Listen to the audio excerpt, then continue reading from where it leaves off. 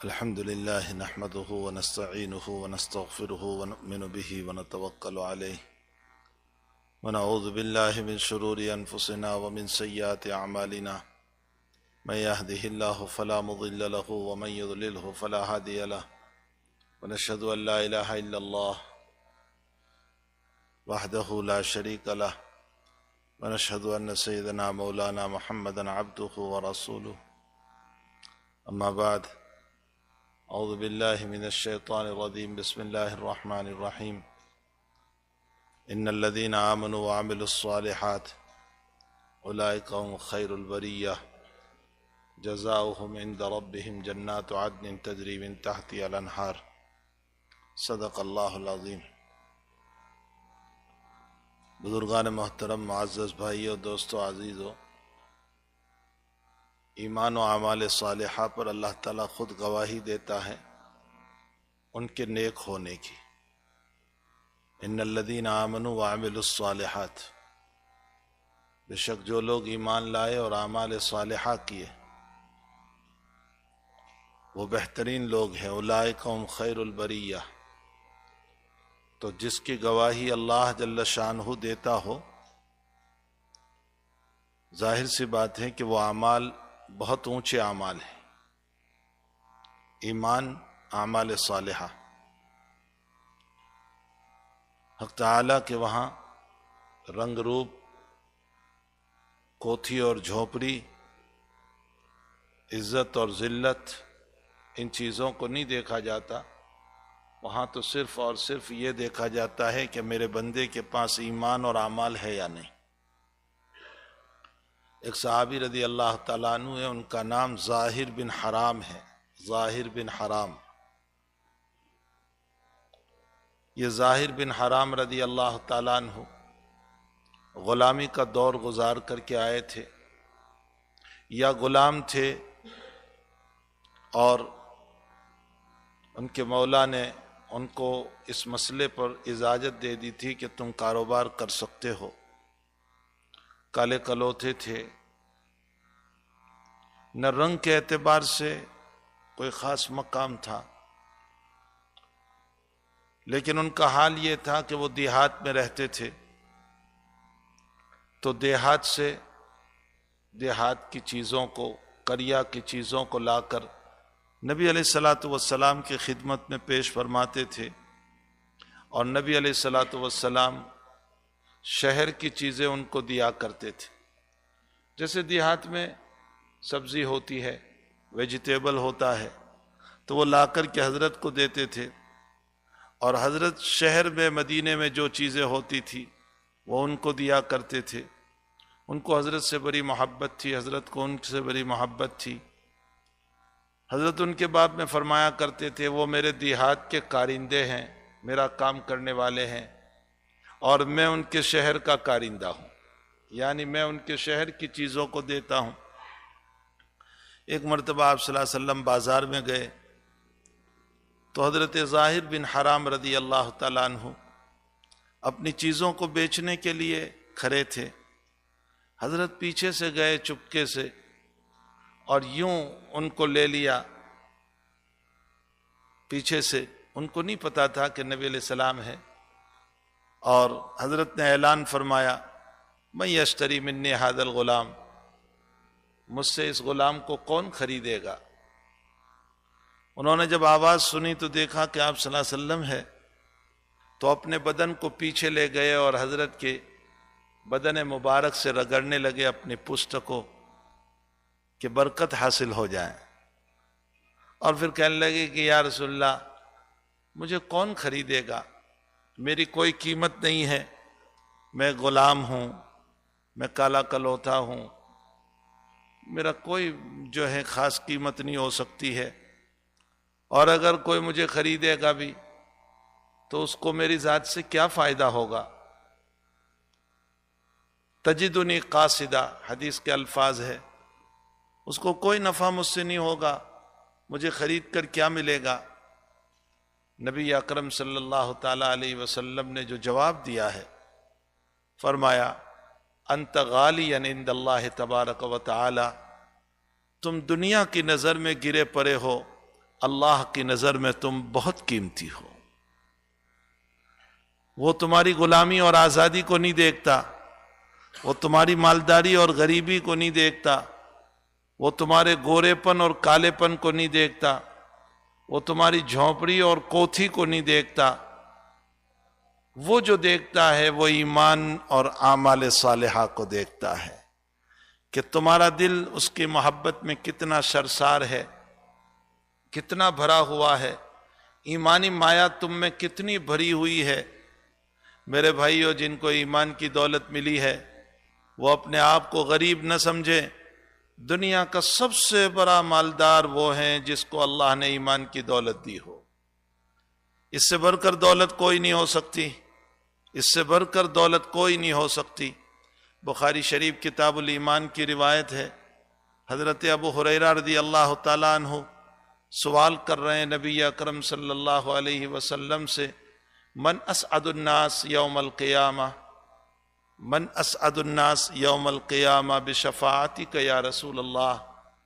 اللہ کے حبیب، قیامت کے دن آپ کی شفاعت کا وہ کون خوش نصیب ہے جس کو آپ کی شفاعت نصیب ہوگی؟ کون وہ خوش نصیب ہے جس کو آپ کی شفاعت نصیب ہوگی؟ تو آپ صلی اللہ علیہ وسلم نے فرمایا، اسعد الناس بشفاعتی یوم القیامہ من قال لا الہ الا اللہ مستیقنا بہا قلبہ۔ نیک بخت وہ ہیں جس کو میری سفارش نصیب ہوگی جس نے دل کی گہرائیوں سے لا الہ الا اللہ کہا ہوگا، جس نے دل کی گہرائیوں سے لا الہ الا اللہ کہا ہوگا۔ میرے بھائیو، اللہ کے نبی کی سفارش بھی موقوف ہے ایمان پر۔ ایمان کے بغیر سفارش کا کوئی مسئلہ نہیں ہو سکتا ہے۔ جنت کا داخلہ بھی موقوف ہے ایمان پر۔ من مات وهو يعلم انه لا الہ الا اللہ دخل الجنہ۔ جو مرا اس عالم میں کہ وہ لا الہ الا اللہ پڑھتا ہوگا، اللہ اس کو جنت میں داخل کرے گا۔ تو جنت کا داخلہ ایمان پر، سفارش ایمان پر، ساری چیزوں کا تعلق ایمان ہی سے ہے۔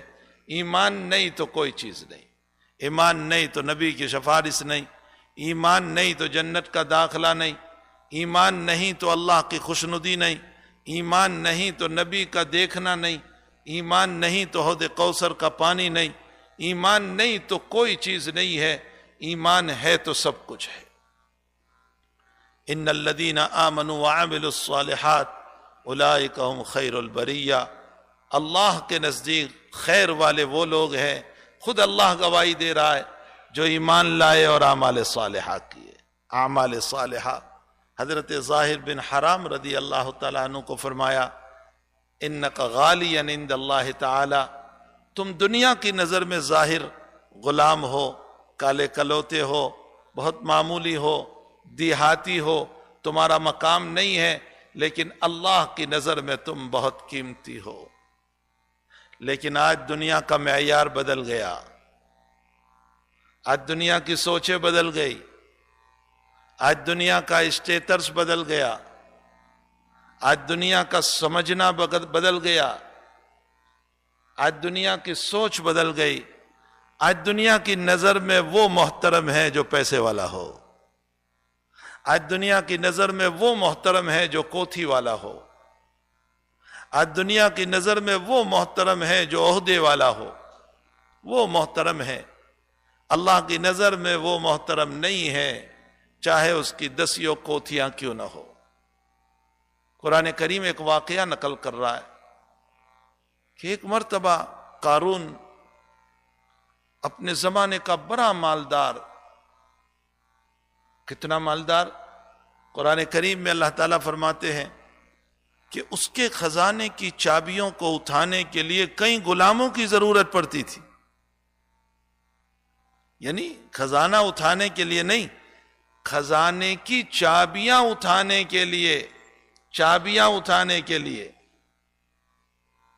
کئی لوگوں کی ضرورت پڑتی تھی۔ وہ ایک مرتبہ بڑی شان کے ساتھ نکلا، فخرج علی قومہ فی زینتی، تعالیٰ فرماتے ہیں فخرج علی قومہ فی زینتی، بڑی زینت کے ساتھ گول اور سونے کا تو اس نے تاج پہن رکھا تھا، بڑے اعلیٰ درجے کے کپڑے تھے، سواری اس کی بڑی اعلیٰ درجے کی تھی، بڑی شان و شوکت کے ساتھ وہ نکلا۔ تو جیسے آج دنیا کے سوچنے کا مزاج بدل گیا ہے، آج دنیا والوں کے نزدیک مومن کی قدر نہیں، اعمال صالحہ والوں کی قدر نہیں، نیک لوگوں کی قدر نہیں، تقوی والوں کی قدر نہیں۔ آج دنیا والوں کی سوچ یہ ہے کہ جس کے پاس دولت ہو وہ قدردان، پیسے ہو وہ قدردان، عہدہ ہو وہ قدردان، سلام اس کو کیا جائے گا، مومن کو سلام نہیں کیا جائے گا، سلام عہدے والوں کو کیا جائے گا، تقوی والے کو نہیں کیا جائے گا۔ ہوگا یہ تو ٹھیک ہے، نمازی ہے، ٹھیک ہے، دیندار ہے، ٹھیک ہے، اللہ والا ہے، ٹھیک ہے، تقوی والا ہے۔ اور ایک دنیا دار، عہدے والا، کوٹھیوں والا، بنگلوں والا، ان کو جھک جھک کے سلام کیا جاتا ہے۔ اس زمانے میں بھی کچھ لوگ تھے، موسیٰ علیہ السلام کی قوم میں بھی کچھ لوگ تھے، جب یہ اپنی شان شوکت کے ساتھ، غرور اور تکبر کے ساتھ، اپنی زیب و زینت کے ساتھ جب نکلا ہے، فخرج علی قومہ فی زینتہ قال الذین یریدون الحیاۃ الدنیا مثل ما اوتی قارون۔ جو ایسی سوچ رکھنے والے تھے نا کہ دنیا ہی سب کچھ ہے، دولت ہی سب کچھ ہے، عہدہ ہی سب کچھ ہے، کوٹھی اور بنگلے ہی سب کچھ ہے، وہ اس وقت بھی کچھ لوگ تھے۔ انہوں نے کیا کہا؟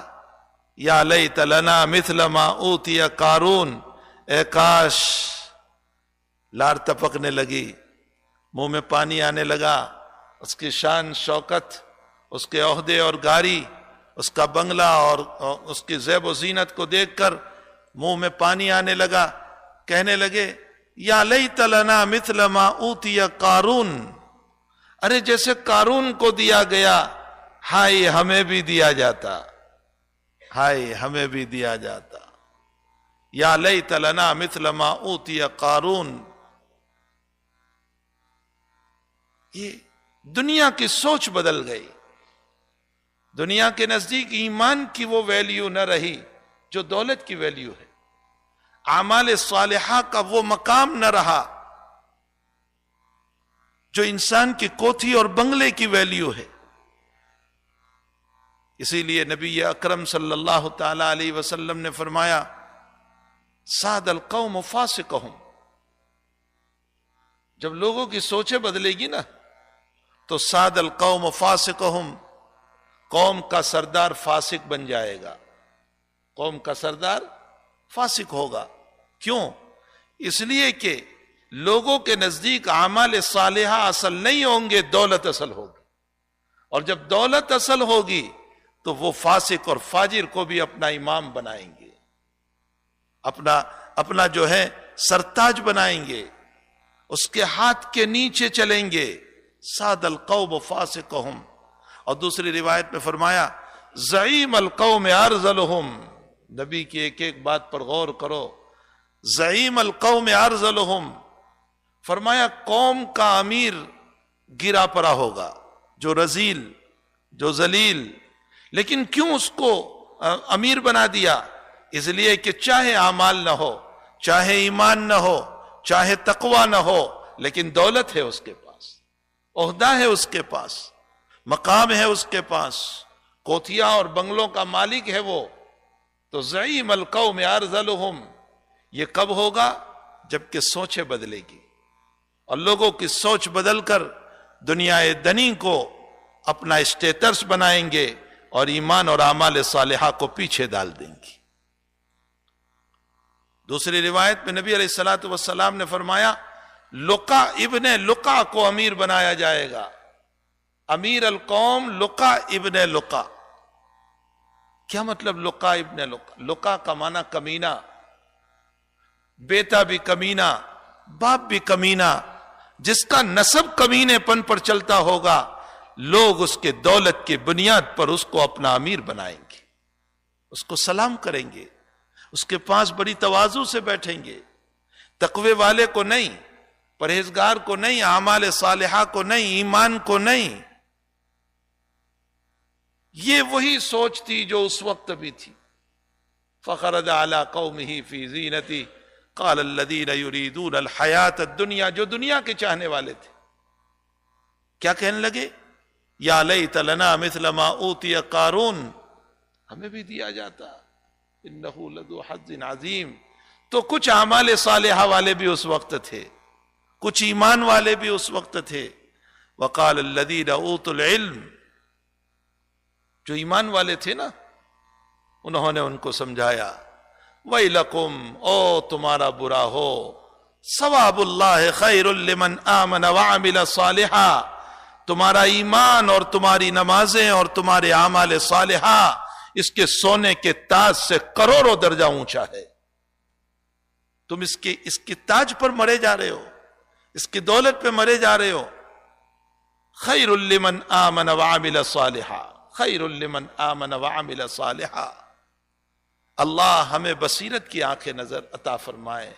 میں نے ظہر کے بعد بھی کہا تھا کہ بصارت تو اللہ سب کو دیتا ہے، ظاہری آنکھیں تو اللہ سب کو دیتا ہے، ماننے والے کو بھی دیتا ہے، نہ ماننے والوں کو بھی دیتا ہے، امیر کو بھی دیتا ہے، غریب کو بھی دیتا ہے، باغی کو بھی دیتا ہے، شکر گزار کو بھی دیتا ہے، فرما بردار کو بھی دیتا ہے، بتوں کو سجدہ کرنے والوں کو بھی دیتا ہے.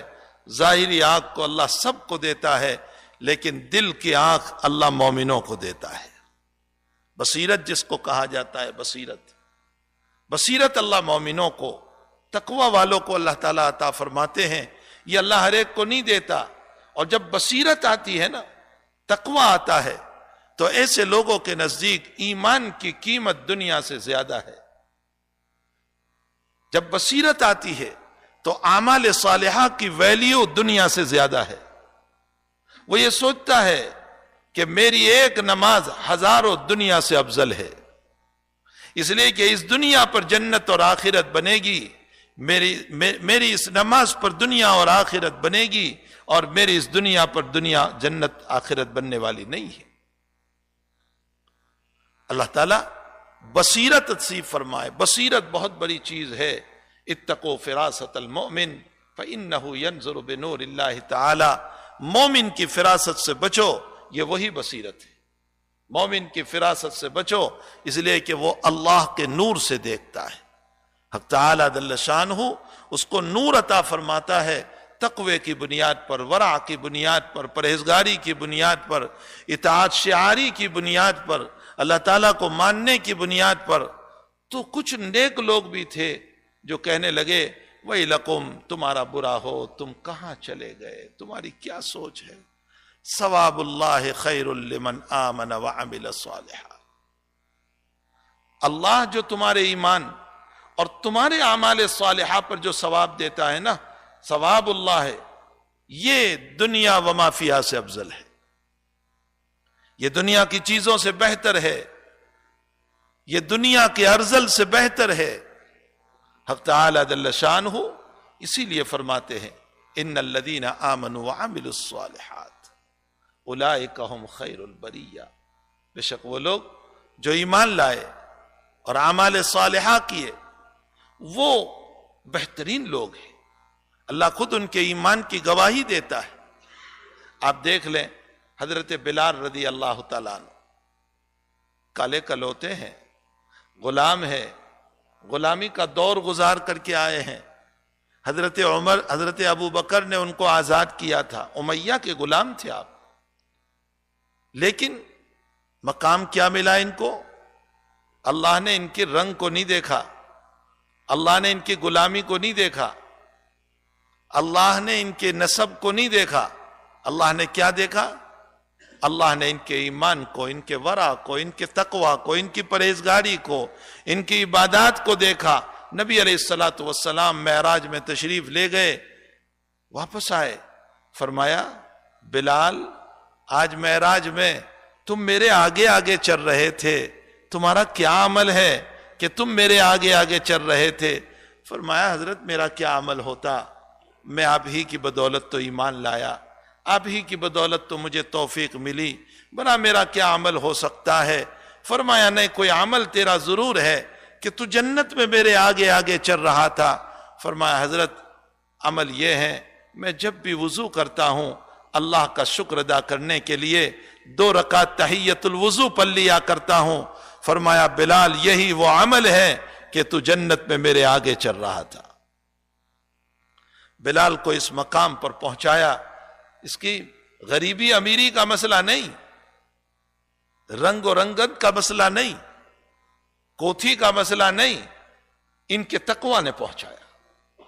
ایک طرف عثمان ابن عوف رضی اللہ تعالیٰ عنہ، عثمان ابن عفان رضی اللہ تعالیٰ عنہ صحابی رسول ہے، مالدار ہے، دولت ہے، کوٹھی ہے، سب کچھ ہے، لیکن ان کو بھی اس مقام پر پہنچانا ان کی دولت کی بنیاد پر نہیں، ان کے ایمان اور تقوی کی بنیاد پر.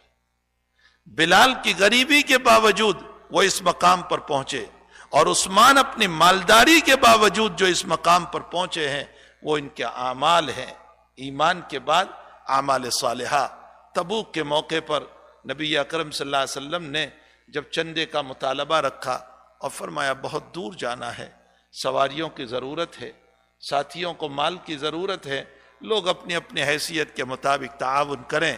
حضرت بلال رضی اللہ تعالیٰ عنہ 300 اونٹ سامان سے بھر کر لے کر آئے. 300 اونٹ، اور اس کے ساتھ کچھ اشرفیاں بھی لے کر آئے. نبی علیہ السلام کے خدمت میں رکھا. حضرت یوں اشرفیوں کو اچھال رہے تھے.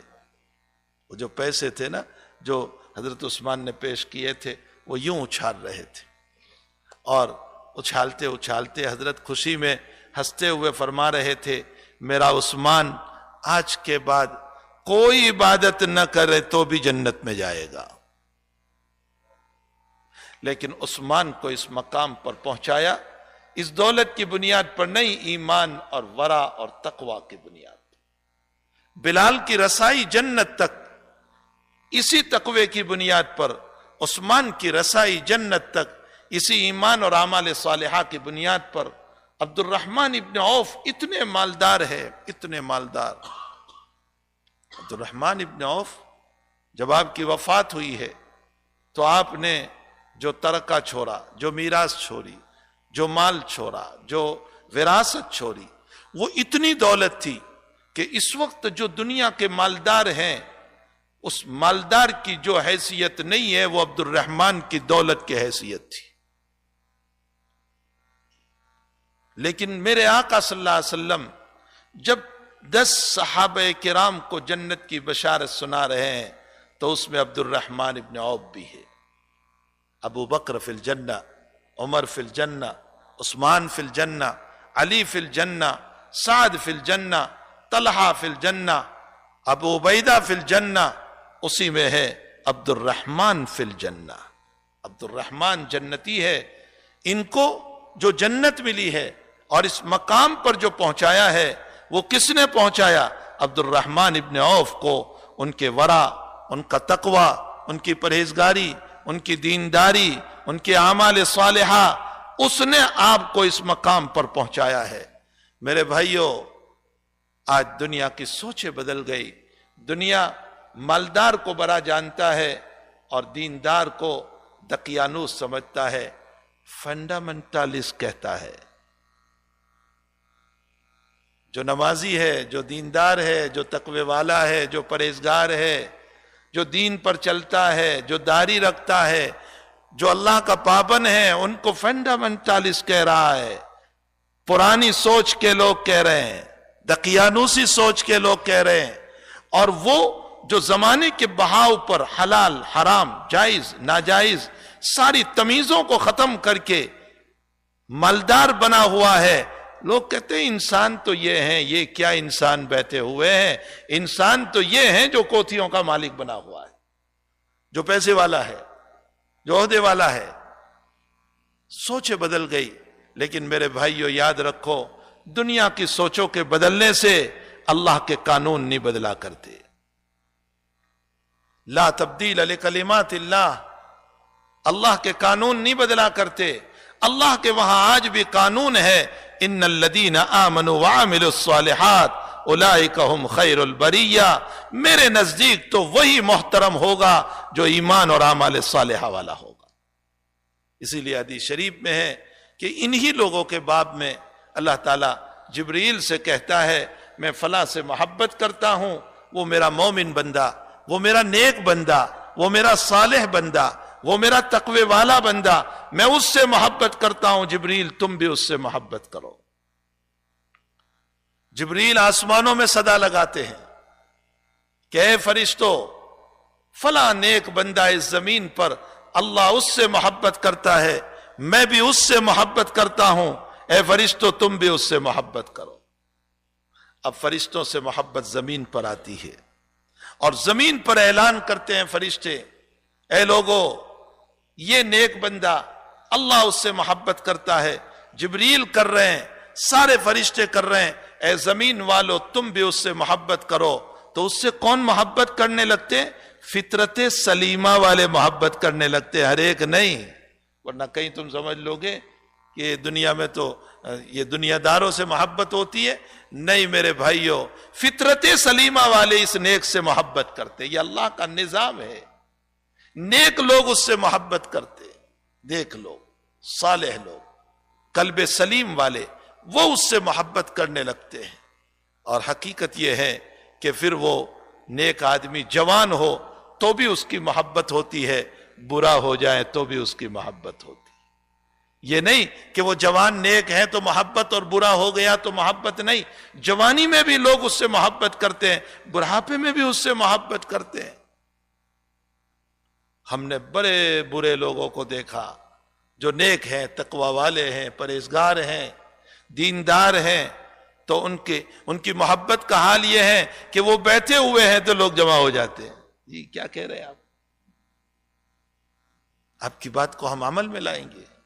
لوگ ان کے منہ میں لقمے کھلا رہے ہیں، لوگ ان کو اٹھا کر کے چر رہے ہیں۔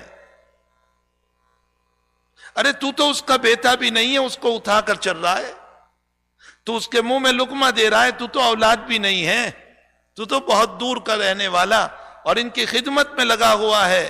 وہ کچھ نہیں بولتا برہا، لیکن آسمان سے صدا آتی ہے جب یہ میرا بنا ہے، اور اللہ نے جب محبت کی تو اب زمین والے بھی محبت کر رہے ہیں۔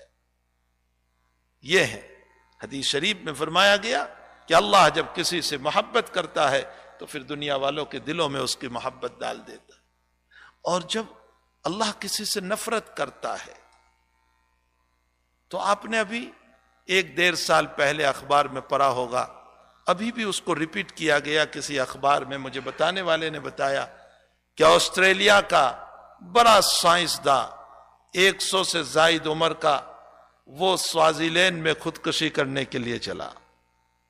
برا ہے،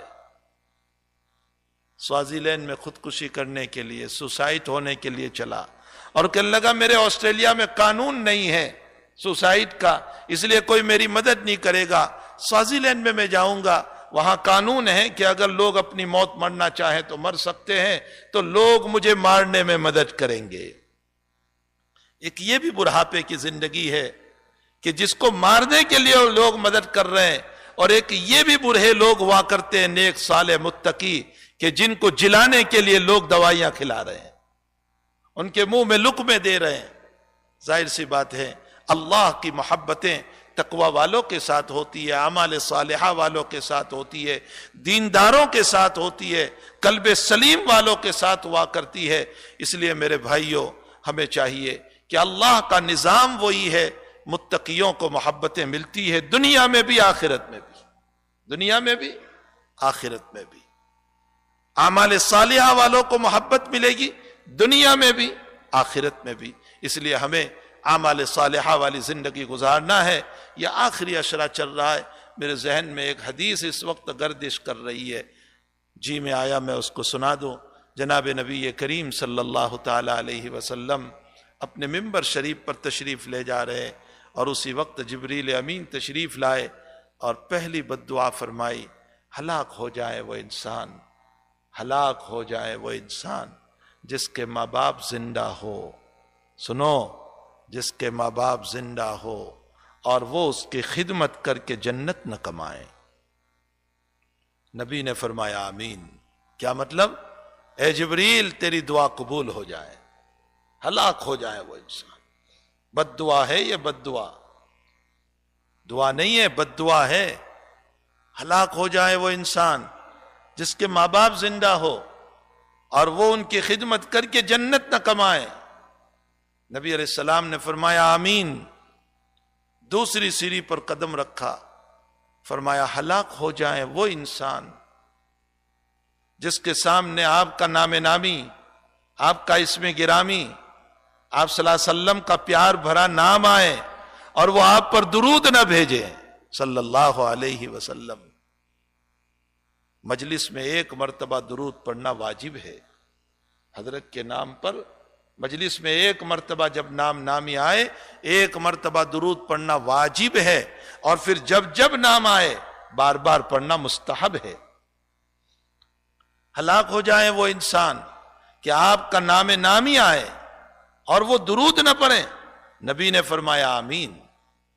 اور تیسری سیڑھی پر قدم رکھا تو فرمایا ہلاک ہو جائے وہ انسان جس کو رمضان جیسا مبارک مہینہ ملا اور اس کی اللہ کے پاس بخشش نہ ہو سکی، اس کے اعمال ہی ایسے نہ رہے کہ وہ اللہ سے بخشش کرائے۔